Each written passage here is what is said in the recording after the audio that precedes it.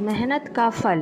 एक गांव में दो मित्र नकुल और सोहन रहते थे। नकुल बहुत धार्मिक था और भगवान को बहुत मानता था, जबकि सोहन बहुत मेहनती था। एक बार दोनों ने मिलकर 1 बीघा ज़मीन खरीदी, जिससे वह बहुत फसल उगाकर अपना घर बनाना चाहते थे।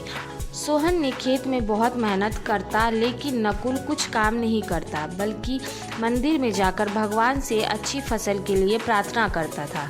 इसी तरह समय बीतता गया। कुछ समय बाद खेत की फसल पककर तैयार हो गई, जिसको दोनों ने बाजार ले जाकर बेच दिया और उनको अच्छा पैसा मिला। घर आकर सोहन ने नकुल को कहा कि इस धन का ज़्यादा हिस्सा मुझे मिलना चाहिए, क्योंकि मैं खेत में ज़्यादा मेहनत किया है। यह बात सुनकर नकुल बोला, नहीं, धन का तो तुमसे ज़्यादा हिस्सा मुझे मिलना चाहिए, क्योंकि मैं भगवान से इसकी प्रार्थना की, तभी हमको अच्छी फसल हुई। भगवान बिना कुछ संभव नहीं है।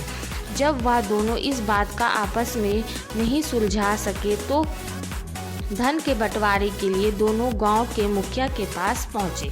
मुखिया ने दोनों की सारी बात सुनकर उन दोनों को एक एक बोरा चावल दिया, और जिसमें कंकर मिले हुए थे। मुखिया ने कहा कि कल सुबह तक तुम दोनों इनमें से चावल और कंकर अलग करके लाने हैं, तब मैं निर्णय करूंगा कि इस धन का ज़्यादा हिस्सा किसको मिलना चाहिए।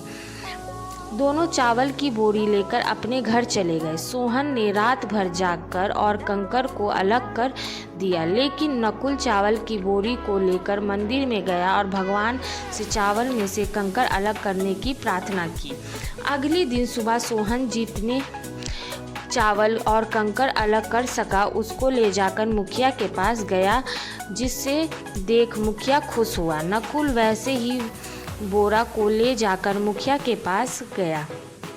मुखिया ने नकुल को कहा कि दिखाओ तुमने कितने चावल साफ़ किए हैं। नकुल ने कहा कि मुझे भगवान पर भरोसा है कि सारे चावल साफ़ हो गए होंगे।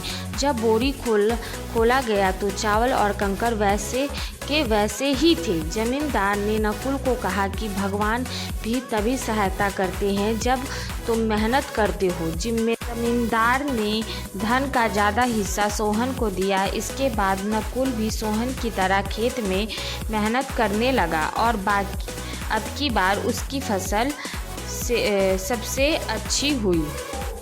हमें इससे यही सीख मिलती है कि हमें कभी भी भगवान के भरोसे नहीं बैठना चाहिए। हमें सफलता प्राप्त करने के लिए मेहनत करनी चाहिए।